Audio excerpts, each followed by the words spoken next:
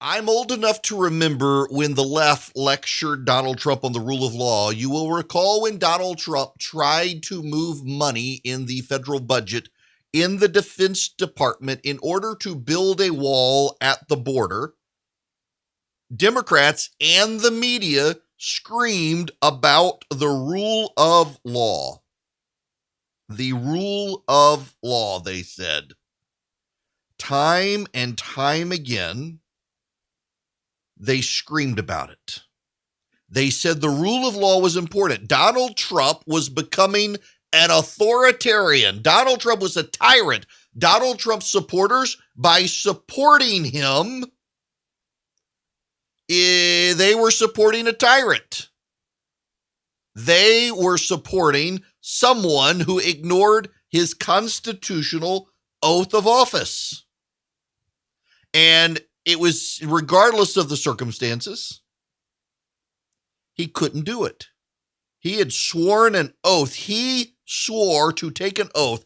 I do solemnly swear that I will faithfully execute the office of the President of the United States and will, to the best of my ability, preserve, protect, and defend the Constitution of the United States. So help me God. George Washington added the "so help me God." Every president since has said it. Those other words, they are written in Article 2, Section 1 of the Constitution of the United States. And how dare Donald Trump do what he was doing because he was not preserving, protecting, or defending the Constitution of the United States.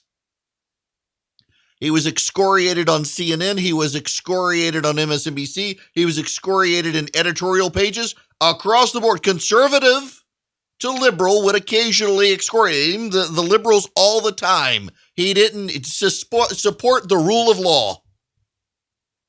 He was violating his oath of office. How dare he? On June 29th, 5 members of the United States Supreme Court, a majority of the United States Supreme Court, declared that the Centers for Disease Control and Prevention does not have constitutional congressional authority to impose a moratorium on renting. And they ruled 5-4 that since it was going to expire anyway in 30 days from that date, they would let it expire. But if the CDC wanted to do it again, they needed congressional approval. And the Democrats did nothing. They did not seek congressional approval. They did not seek to have Congress intervene. They did not seek to have the president intervene. They sought nothing until Friday.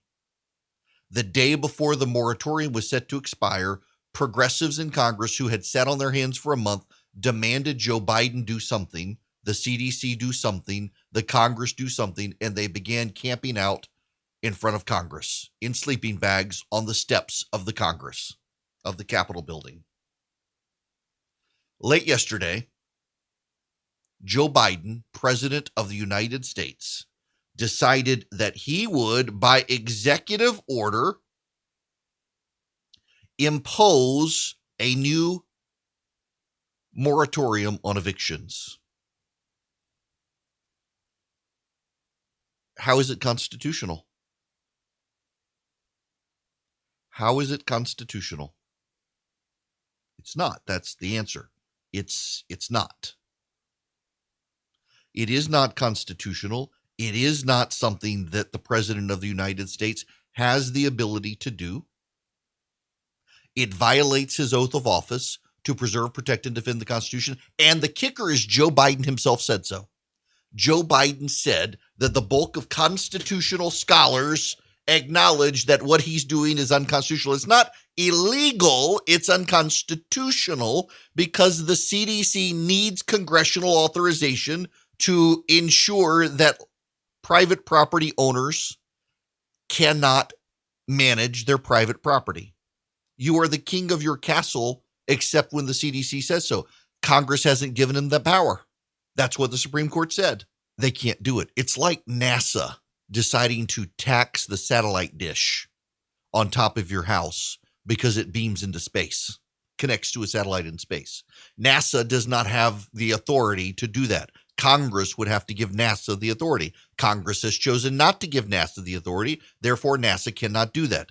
The CDC has many powers under its emergency health declaration. The CDC does not have the power to interfere with the private contract rights of a property owner and someone who chooses to lease out their property. That's what the Supreme Court said. And yet Joe Biden decided that he was going to violate his oath of office. So much for the rule of law, huh? I thought the rule of law was the whole thing. Maybe it was never about the rule of law. It was about Trump having the power and they didn't want it. Yes.